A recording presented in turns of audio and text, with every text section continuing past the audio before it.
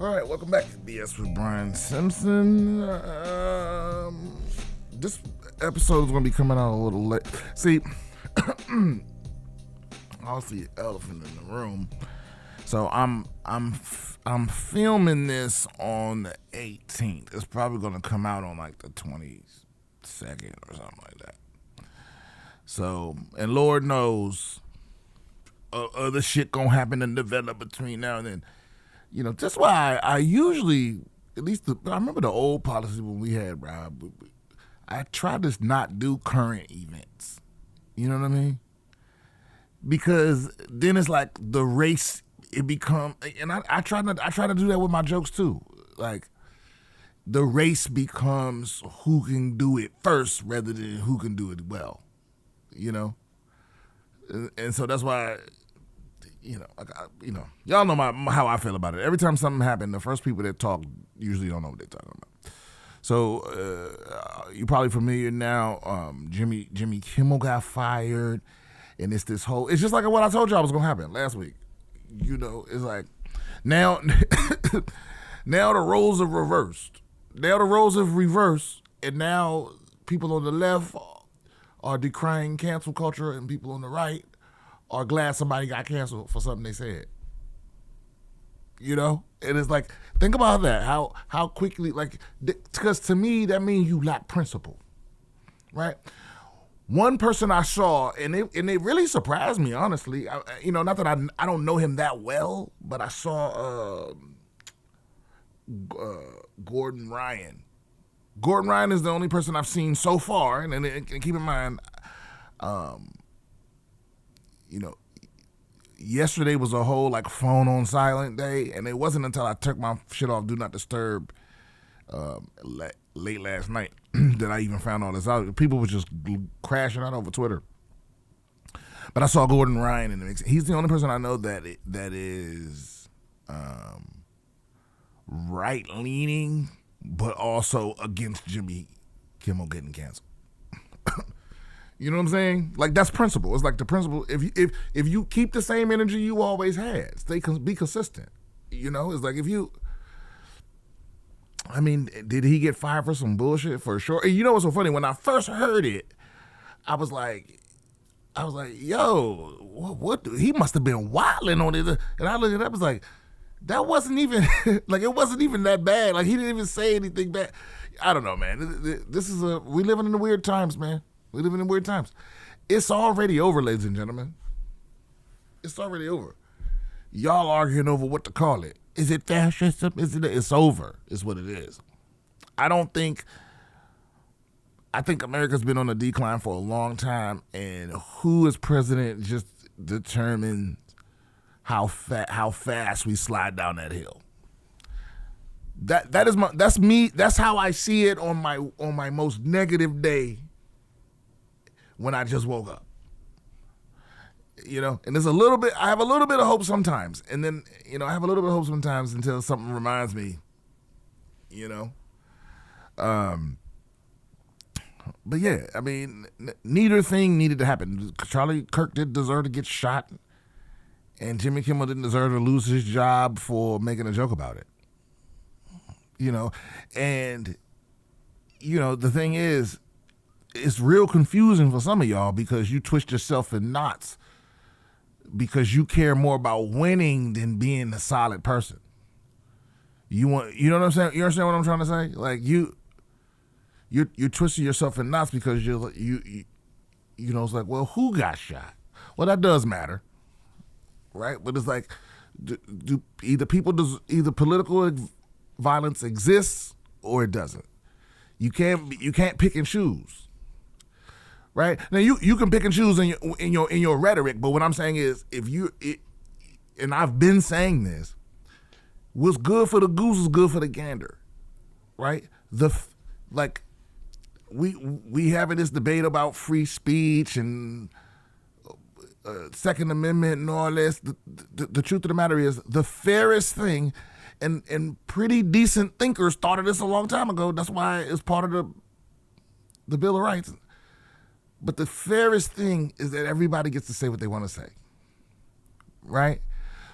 I would love to live in a world where I only heard things I wanted to hear, or only the best ideas made it to my ears and other people's. Right, but there's no world where you can control that. There's no play, right? I mean, unless you want to live in a dictatorship, there's no world where you can pick. Right, you know, as soon as you start saying, well, there's certain things you can say and certain things you can't say, well, then you have to decide who gets to decide. Right, we gonna have a speech czar that's gonna decide what's appropriate and what's not appropriate. It's like. And then those people are subject to corruption, and the next thing you know, and it's that kind of thing. Like the FCC, I don't know what the fuck. So some of y'all probably ain't up on all the full on game, right? But there's a company. Okay, I should have notes and shit, but there's a rule from the FCC that media companies are only allowed to own a certain percentage of media outlets, right? And there's a company trying to buy its rival and break that rule. And they want the head of the federal, the FCC, to let it slide. You know, like they fighting them to make this purchase. And there's a reason why one company shouldn't own most of the media. You know what I'm saying? But whatever. And so Jimmy Kimmel made his joke, and then the chairman of the FCC tweeted, that this, certain companies should do the right thing and blah, blah, blah. And it happened to just be this company that's lobbying him to let their little, tiptoe into a monopoly slide. So some people are saying that it looked like, the chairman put up the bat signal that, hey, if you set Jimmy down, then we can talk. I don't know. I don't know if that's true. Sounds about right. Business as usual. And now we're just out in the open. See the thing is, it's been a long time since we've actually been better than some of these third world countries. What we've always been great at is the keeping up the appearance of decorum and everything being on the up and up. Right? Whereas like we still do briberies, but it's just not outright bribery. You know what I'm saying? Like we're good at that. We're good at putting the finish, the veneer on top of shit. Like I don't know if you ever stayed in a real nice hotel, right? I've stayed in a real nice hotel a few times, and then I've stayed I've stayed in like real rinky-dink budget hotels like hundreds of times, and every now and then, you get one that's in the middle. And the ones in the middle are weird because sometimes you'll go into one of these hotels and it looks fancy. It looks like one of the fancy hotels until you move something. You know what I mean? Soon as you move something, you're like, oh shit, this is made out of plywood. Or nobody ever cleaned behind this thing. It's this panel is loose. It's that. That's what we've turned into. It's like that's what we've been for a while now. We've been very good at putting the shine on it. Our politicians aren't. Yeah, they're corrupt, but vaguely so. We would talk about the corruption very vaguely because it wasn't just out in the open in your face. There's been a whole routine, but please believe the same people have been running the country for a long time. The whole show of who's the president and all that that's usually not the biggest factor. You know what I mean? And so I don't mean to start doom and gloom. We usually wait to the end for the doom and gloom. But this is where we are. Everybody's for censorship, as long as it's the right people being censored. Everyone's for a little murder as long as it's the right people being murdered. And that's really us getting back to our baser nature. You know what I mean? Everybody love Jesus. Nobody want to die. That's what Granny used to say. You know? Everybody want to know. She said, everybody want to meet Jesus. Nobody want to die. You know? And that's where we at, right? We all want things to get better, but nobody wants to do anything differently. You know? Like when we say we want America to get better, most people, when they say that, they mean they want you to get better. They want you to do shit different. Like if only you were different, America would be different. But we are it. We are it. This is, and I don't know. I don't have the answers. I don't think actors or whatever the fuck have the answers either. I don't know what you know. I mean, maybe Jimmy Kimmel has a lawsuit or something. You know, but I don't know. But if that motherfucker go to the Supreme Court, that's an L. That's an L for him because they doing whatever the president say. It's kind of fucking crazy how, like, that's the thing. That's when I knew it was really, really, really, really, really over. Is just how partisan the Supreme Court is, like how unashamedly partisan they are. You know, you know, we're starting to very slowly resemble, you know, some of these authoritarian regimes, just a little bit, just a little tiptoe in the authority. But that is how it happens, right? Because here's the thing: nobody, you know, since the word Nazi's been thrown around all the time, people have to understand that, like, it wasn't like somebody walked in one day and was like, "We're fascists. From now on, everything's fascist." That's not how it happens. You're right? It's a slow creep. It's a you know, I mean, it's just like every evil. Most evil is not outright blunt, 100% dosing you up. Most evil is slow, you know, a series of minor compromises. You know, a series of minor compromises on your principle. You go, I don't usually, but I guess, yeah, you know, since, you know, like every dictator that takes over, it's always, y'all ain't safe and I'm the only one who can keep us safe. So let's just set the Constitution to the side a little, just 1 second. I'm just going to be a dictator till we safe. And they never give it back. You know, and they, you know, and since most Americans don't watch any, you know, don't really keep up on any history beyond what they learned in high school to pass the test, or what goes on around the world, even in the most general sense. Because I am far, far, far from the most worldly motherfucker, you know. But just the big things, you should be paying attention.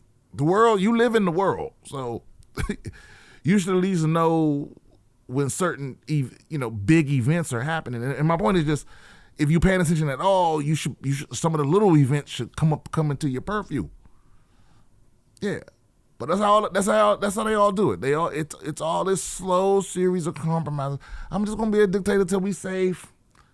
You know, hey, listen. Yeah, we got freedom of speech, but just this one guy. See, that's where y'all fuck up at. You okay with it because of who it's that's not. And let me be clear though. Like, some people do deserve to die, in my opinion. You know what I'm saying? But I'm just saying, be consistent about why and when. That's all I'm saying. And some people do deserve to lose their motherfucking jobs. No doubt about it. Some people deserve to lose their jobs for no reason. But I'm just saying, be consistent. That's all. Don't switch up because you think it's gonna win. Like, everybody's fine with fascism as long as they're happening in their direction. And for real, I think all of this shit is just a distraction. Where the Epstein files at, nigga? Why we let that go? Why we let that go? They want us divided. This is probably the most divided America's been in my whole life. You know? And that's what they want. And I'm not better than you. I have to fight with everything I have not to fall into it. because it's very easy to become tribal and don't listen to reason. And I think I've said it before. It's like you have to be very careful that every now and then you talk to the people you talking about, right? Just so you know, every now and then you talk to the people you talking about. And this is mine. You got your own water, ma'am. What's the deal?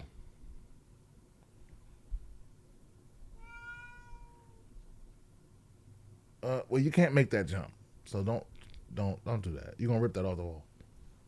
But I support you. If you're gonna go for it, go for it. All right. See what fascism does to the cat? She don't even know where the fuck she at. Anyway, let's. We don't have any. Oh, by the way, I keep forgetting to do this at the top of the show. If you got any questions, email the show. Don't, because I've run into people all the time. They go, yeah, I was going to email you, but blah, blah, blah. It's like, nah, give me them shits. Don't send, even if you think it's nonsense. I'll just read it and go, this is nonsense, But it breaks my heart. It breaks my heart. No, when I open up the email and there's no emails, Because I'll do the whole fucking show off the questions if it was enough in there. So I'm just gonna go with a silly thing.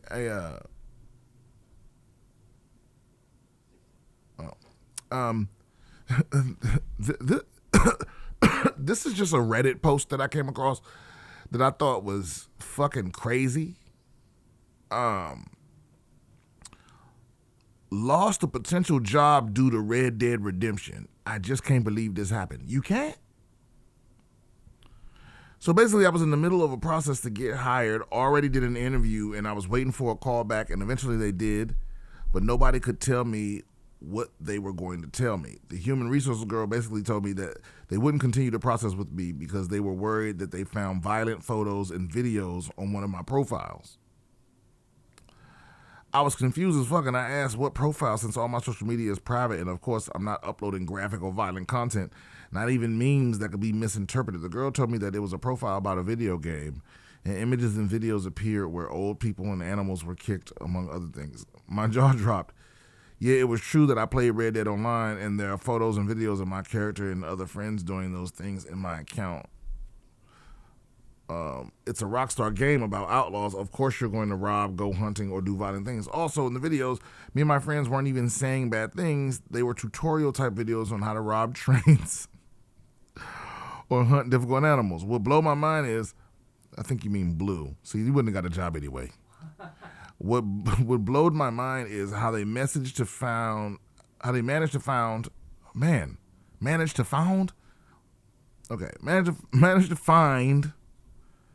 that 6 years old ass account. Man, we got to get some punctuation or something in here, bro. That I had back in the day. Not even my full name is in there. So here I am, paranoid about other possible accounts that I have and that I no longer remember. The digital footprint is dangerous. I understand that this happens with people who publish very violent or problematic content, but not with video game stuff from years ago. Yeah, man. Yeah, that's bullshit. When I first saw the title, I thought that you was gonna be on some, like you missed the interview because you was deep in the Red Dead Redemption sesh or something like that. But I don't think that's the type of place you want to work anyway. Like the type of people that are so stupid they can't tell video game content from real life. Why would you? But you would fuck around and kill somebody up there. Like you literally see. This is why I got out the corporate world. Money was good, schedule was good, but that kind of shit right there, like working underneath somebody that's fucking stupid, or And listen, you can be stupid. It's not the stupid people. It's the people that are stupid and they so fucking sure of themselves, right? And that's hard enough to work around those motherfuckers. But then they your supervisor, and you're just subject to idiocy every day. You're just at the whims of an intellectual inferior. You know, that can weigh on you, bro. That can weigh on you. Where just a stupid motherfucker is making decisions for your life. That's why I got out the service too. Straight up. It just happened too many times where, you know, I got put under the party of a fucking tyrant or a fool. You know, and I just, yeah. So fuck that place. You don't want that job. Go get another. Because you said it was just a secretary job. Go get another job. You don't want to work at that place at all. Don't go scrubbing your fucking Red Dead videos from the internet. It's probably out there to help somebody. That your tutorials or whatever you put out, but. I don't know. Maybe the audience has a different answer than me, but I'm like, yeah, I feel like you dodged a bullet there. Like, because I wouldn't even have got through that phone call without being like, hold on, bitch, wait a minute. Are you talking about a video game? I'd have made sure they wouldn't even look at the resume of anybody else with my name. They just throw all Browns in the trash. That's how much I would have hurt their feelings. Like, imagine being that fucking dumb, and you're human resources. Imagine being that fucking dumb. All right. Let me do a quick one.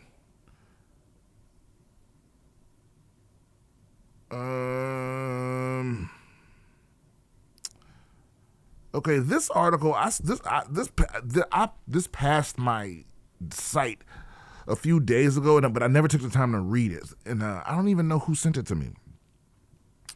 But LimeWire acquires Fyre Festival, asking what could possibly go wrong. This is from CNBC.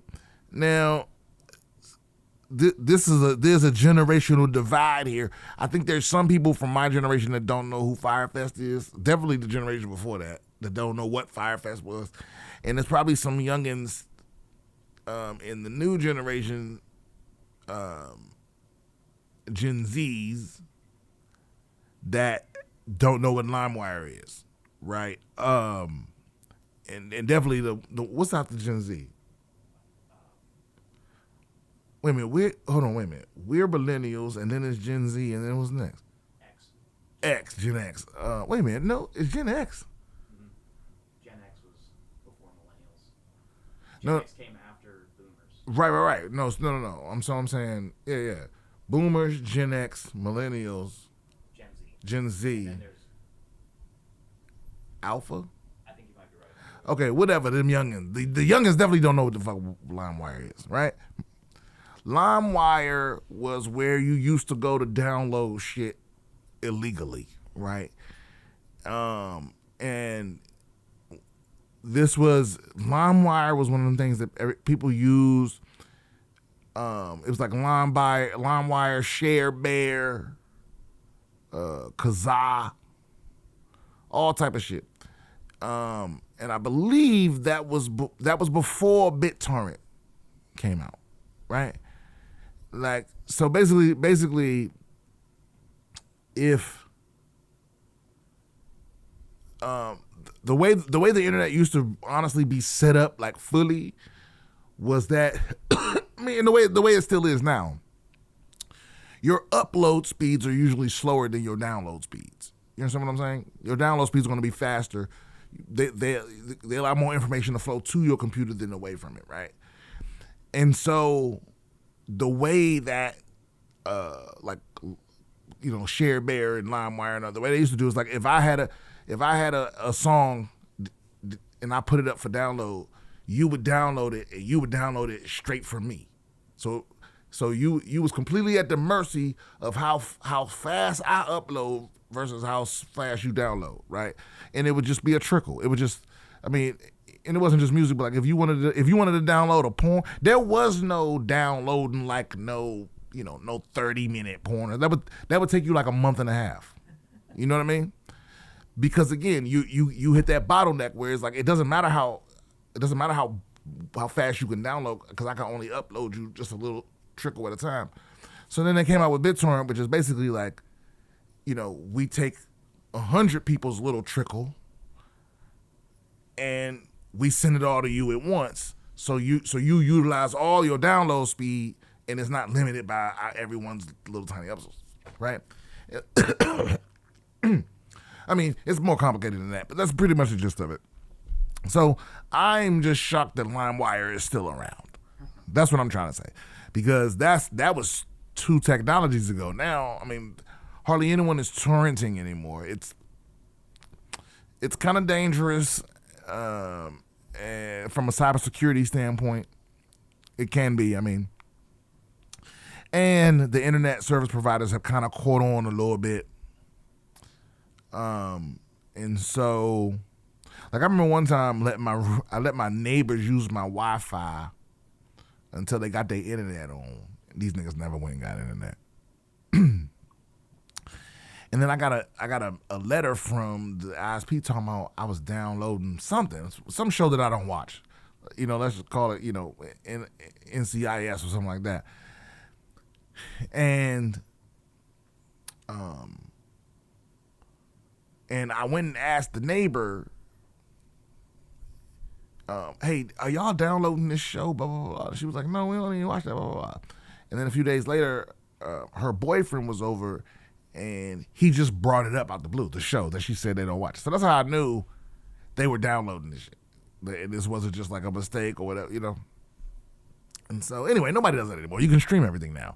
You can stream things illegally. So you needing to download them is, you don't need to have. I mean, I definitely got a terabyte or so in there of old ass files. It's probably that motherfucking hard drive full of fucking porn and music and movies that I thought I was gonna need to have forever in that format, and now it all seems kind of silly. Like I should just go erase it, But I don't know why, because I bet you it's still shit on there that you can't just go get on the internet.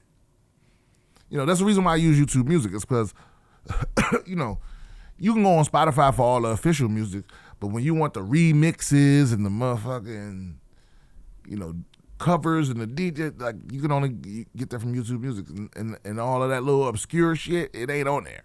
You gotta, YouTube Music, your best bet. But, I bet you 99% of the music I have on there, I can get online. But there's probably that 1 or 2 joints that I might listen to later. I don't know. This hard drive is on its last leg. It's so slow. It's so old and decrepit that I tried to transfer all the files to a more modern device, but it was so fucking slow. I mean, it would have taken me days to do this, and I'm still gonna do it one day. Maybe get in that thing and set that thing up, but I didn't realize it was gonna take so motherfucking long. Like I'm talking moving super super slow. Like I'm gonna have to set that shit up for the weekend and leave and come back, and it'll be a fucking error or some shit. You know what I mean? Maybe the shit's just lost, but it's a lost cause. But anyway, LimeWire is buying the Fyre Festival. Now, I think most of y'all know what that is. It was a complete fucking disaster. It is forever associated with Ja Rule for some reason. It's like, and that's why you always got to ask who all gonna be there. When they trying to book you for shit, who else is coming? Because, I'm not trying to be the face of whatever the fuck disaster you might be cooking up. Because I don't know if Ja Rule, I don't know if he was an investor or whatever the fuck, but I think they just paid him to be the spokesman or whatever. And then he got associated with that fucking disaster. If you're not familiar, Fyre Fest was like it was supposed to be like basically Coachella on the beach. They rented out some island and they collected all this money from everybody, and then the festival was a fucking disaster. Like, tents being blown away and motherfuckers being stranded, and I don't think any music happened at all. I don't think anybody saw a fucking Nobody saw a single concert. I don't even think there were any guitars there. There was no covers, nothing. They ain't even sing around the campfire. Like, it was just all misery. It looked real bad. And the guy that started it got a terrible reputation. And then I think did he get convicted of fraud? I think he's under investigation. I just watched the documentary. Yeah, so, LimeWire acquiring Fyre Festival brand, I don't understand that. It is one of the most tainted brands. Like, Fyre Festival it's like synonymous for that kind of shady shit. Like, people will say, like the way people say gate every time there's a controversy since Watergate. Fyre Fest is like a punchline. You know what I mean? It's universally understood to be sleazy, fraud-filled fuck-ups. Like, if you announced Fyre Fest 2 and the same thing happened, no one would feel sorry for the people that went. That's how bad it is. When people are like, you should have known better. Why would you put your money upon anything called Fyre Fest? I mean, maybe they're gonna do a rebrand, but then what would be the point in buying the brand Fyre Fest? Like, what do you need that brand for? Did you get it for $1? Because what are you gonna use it for? It's negative marketing. Or I mean, unless you switch up the whole theme, and it's just you setting politicians on fire.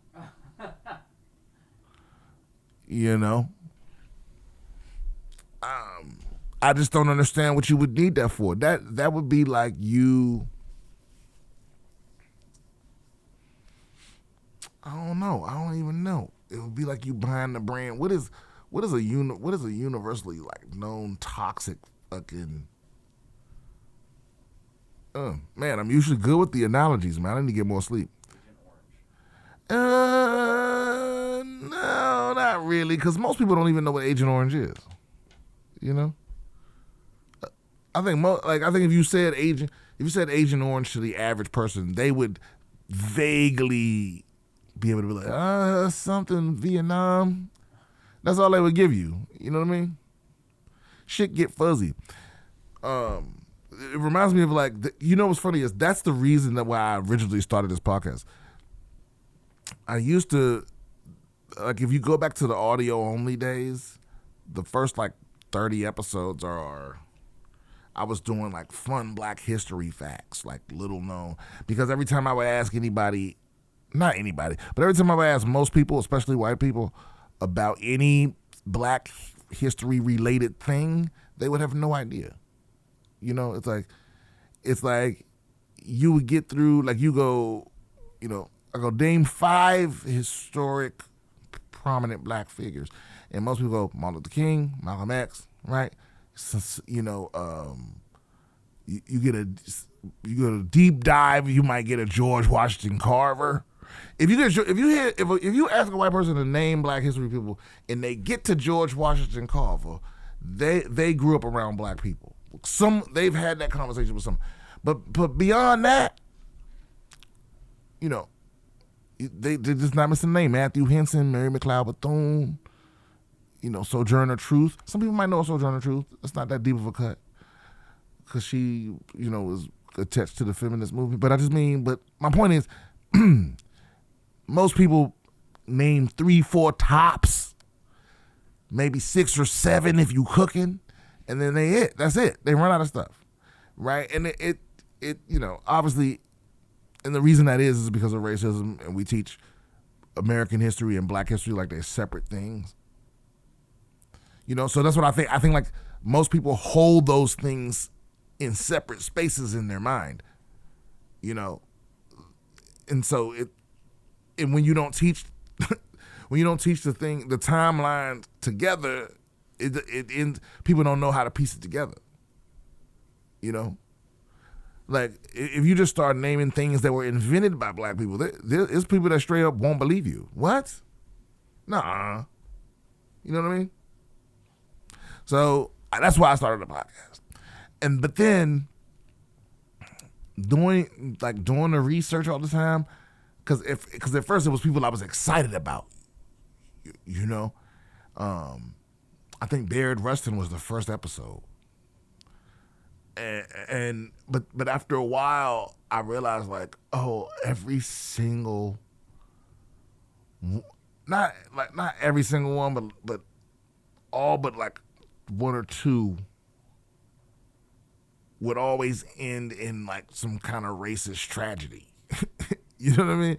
It was never no happy endings. It was like, oh, and yeah, they changed the world, and then they died penniless and had their ideas stolen and had to, you know what I mean? Had their land took and and it was just, it was just doing a toll on me, bro. It was like every week doing these deep dives into, it never ended well. And I just couldn't handle it. I couldn't handle thinking about it all week and finding out more, because it was like every time. So I sort of faded away from that. I might not bring it back at some point, but it was when it started out, it was like the theme of the podcast. It was like what the podcast was. But thank God, I had to stop. But I learned some dope shit too. You know what's funny is most white people don't know who John Brown is. Who was a white guy that was, I mean, he went extra hard against slavery. You know what I'm saying? Like at a time, oh yeah, he was basically, they, you know, I'm surprised even racists don't know who he is. Right? Like you think they would like just strategically, just for messaging purposes, like hold him up as like the ideal trade. You know what I mean? Like we have Uncle Tom, they would call him a Johnny Brown. No? I don't know. Don't give him any ideas. But yeah, he went real hard. He ended up taking over an armory in Virginia to try to arm the resistance. Yeah. I mean, he was straight up taking people's heads off behind the shit, and I don't know what motivated him to do so. Like, because it's not like you look into it, you expect, he had some sort of, black mistress or girlfriend growing up, and they killed her or something. No, it was nothing like that. He just was like standing on business, just standing on principle. Yeah, but he paid with his life, of course. And then there was I remember who was the I can't think of it off the top of my head. Toussaint. I think his name was Laveur Toussaint. The first and only successful slave revolt in history. Was it hold on, I can't remember his first name, or if I'm even saying it right. Toussaint, Haiti. Oh yeah, okay. Toussaint Louverture. I don't know how to say that. Louverture. Pronounce this.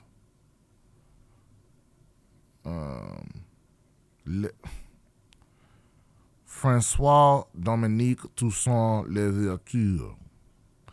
I don't know how to fucking say that. Louverture.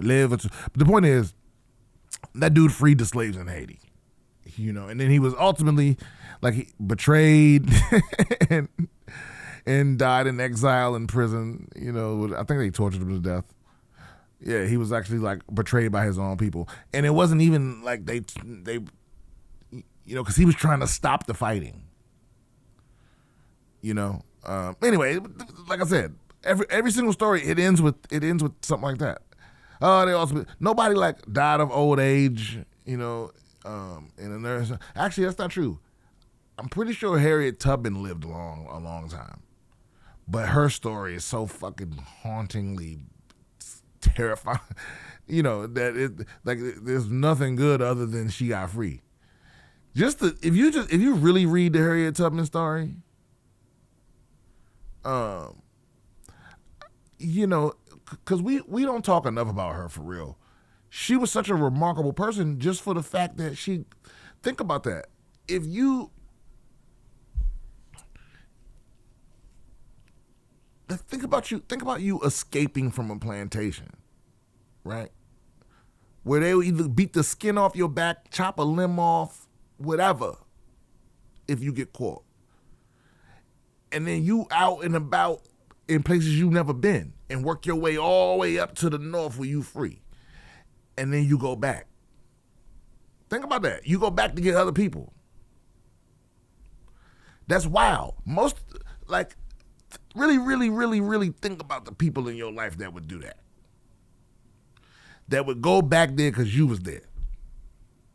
Right? And then after they get all the people they know, they go back and get strangers. Think about that. That's like most people don't got that in them for real. Like to get out of a that was close life risking situation and then go back in, most people don't got that in them. That second go around, no. So you have to be built a certain fortitude. You gotta have a certain level of fortitude to even dare to do some shit like that. I don't think I got it in me. If I made it all the way to the south, I don't think I got it in me. If I made it all the way to the north, I don't think I got it in me to go back and get other niggas. Like, yo, you should have came with me the first time. Don't get me wrong. Like before I leave, I would have made that clear. Hey, just so you know, I'm not coming back to get your ass. We leaving today, or you not leaving at all. You know. Yeah, she was really a remarkable lady. It was a lot of remarkable people. And oh shit.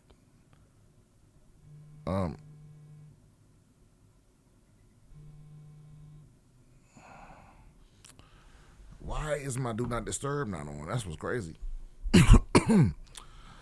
So I guess I don't even know how to end this. Let's do one more of these weird ass articles. But yeah, but that's why I don't do that anymore. I was giving myself traumatic stress.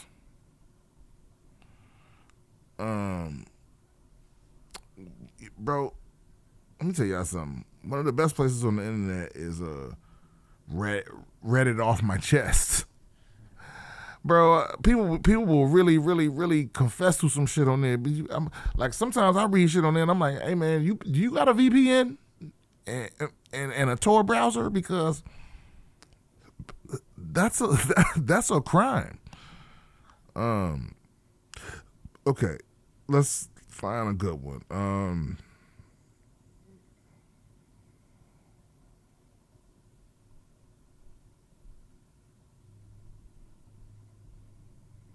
Interesting. Taliban leader bans Wi-Fi in Afghan province to prevent immorality. See, this is what I'm talking about. Stop listening to people like this. You know, like, nothing really irritates me more than people that are spooked by technology. It's okay to be weary. It's okay to be cautious, but to be straight up spooky, like it's a unknowable ghost or something. No, it's something that can be known. You don't have to be like afraid of it just because you don't understand it. It's like you think the internet causes immorality? Think about that for a second. And you think that because of a book that details at great length all the immorality that was happening way before the internet. Does anybody not see what I'm talking about? Like, do you not see how fucking crazy that is? Like, we would like to prevent morality. Like, yo, we just immoral. That's our whole nature. You could take every single other. You could take every piece of technology on Earth and toss that shit away, and within 48 hours, it's gonna be fucking mayhem. It's gonna be a tornado of immorality. Take away society and all of it's gonna get immoral real motherfucking fast. I think if anything, I think the TV and the movies and the technology, I think that shit keeps us from really exploding for real, from really crashing out. It's like, because you can always go online and see somebody that got it worse than you. right? You can always go online and see somebody that you aspire to be like. Now, is it doing fucked up shit to people's brains? Sure it is, but I don't. That's not new either. No, that's not new. That's not new at all. I mean, I've always had TV. I've always had some TV, but I came up around the time where you had to watch what was on. You know what I mean? And if you missed it, you missed it. You know what I mean? And we moved on. I think it's something to that. I'm gonna have to work out this theory, but I think it's something to I think my generation seems very cold to Gen Z and Gen Alpha. We seem very cold, and but it really is that we move on fast. We get over shit quick because we just grew up having to do that. You know what I'm saying? Like, for real. If you missed your show, you just missed it. It was nothing you could do about it. It was nowhere you could go see it. You had to wait for that shit to come back around, syndication. Maybe somebody taped it for you on a VCR, but that's like 17 steps. You know what I mean? And so most people they weren't in that situation. So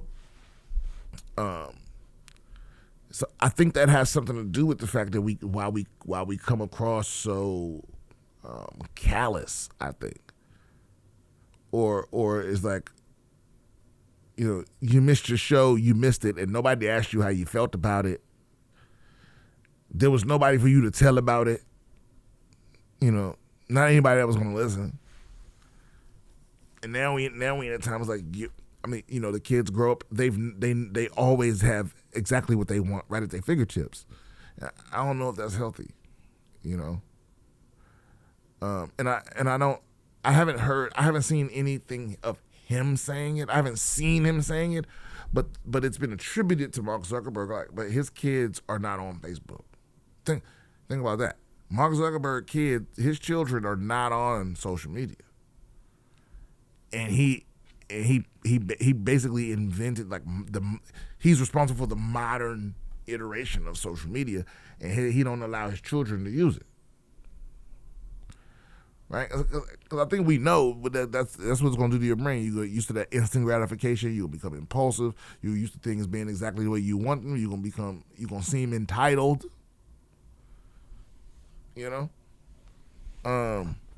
But give it a try. I'm gonna start a game show like that where it's like, oh yeah, do the fucking millennial challenge. You can only watch what I put up when I put it up. For 6 months. We just call it, it'll be like Gen X Survivor. You know what I mean? You can only talk on the phone, on the wall phone. No speaker. Only on the wall phone. You don't know who's calling when they call. You just got to star 69 and hope they didn't do the fucking Uno reverse. What did you do? What could you do to keep you from some star 69 and you could put in, what was it, like 8811 or something like that? But there was a star 69 was like oh man, I'm really aging myself. The youngins they've stopped right now. They've already went back to refresh on the YouTube. But back in the day, somebody call you on the wall phone, you could press star 69 and it would and the operator would tell you what the last number was that called you.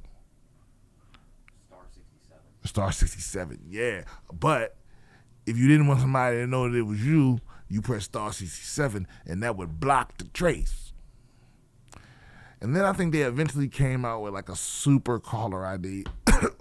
And you had to put that between the wall and your phone, and sometimes it would just display a name of who called. And certain people, your reputation preceded you, or somebody got the same name as you, or something. You know what I mean? And so it was that whole chess match back and forth, like, oh, star 69. Okay, then when you pick up the phone, it'll make a certain tone. You go, yo, why you star 67 me? Like, where you at? Why you star 67? Right? And Things are better now. Things are better. You know, I'm not one of these people that act like, oh, back in the day, shit was. No, it wasn't. No, it wasn't. Everything is better now, technologically speaking. There's nothing better than now except the economy.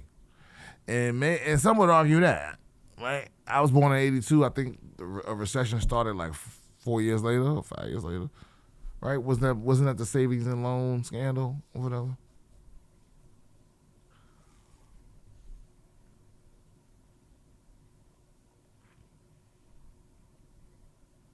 Start date 1980. 1980. Mm-hmm. Okay. 1980 till 1995. Maybe 95 is when they fucking finally prosecuted somebody. Yeah. In the United States, from 1986 to 1995. Okay, yeah, that's what. Yeah, so I was right on the money as usual. But yeah, and there was a big savings and loan scandal. Basically, the very similar thing that happened with the 2008 mortgage crisis. Basically the same thing. And then a couple of people went to prison, and then they went right back to doing that shit. Right, and the same thing happened with us. 2008 housing crisis. A couple of people went to jail, and they went right back to doing that shit. You know, and private equity buying up all the motherfucking housing. And we're gonna end on a negative note again. It's impossible. It's impossible. Maybe I'll just put a puppy right here, just to soften the blow. You know what I'm saying? Don't forget to email me at bswithbriansimpson@gmail.com. Send me those emails, bswithbriansimpson@gmail.com, if you got any questions, comments, concerns, you want advice from the advice champ. I'm on tour, Brian Simpson Comedy, briansimpsoncomedy.com. I'll actually be back from Tampa by the time y'all hear this. And then I have I'm in Tampa this weekend, and then I'll be in San Francisco October 10th and 11th, and North Carolina at the Dead Crow in Wilmington October 17th and 18th. Again, come see your boy. Get the tickets right now at briansimpsoncomedy.com.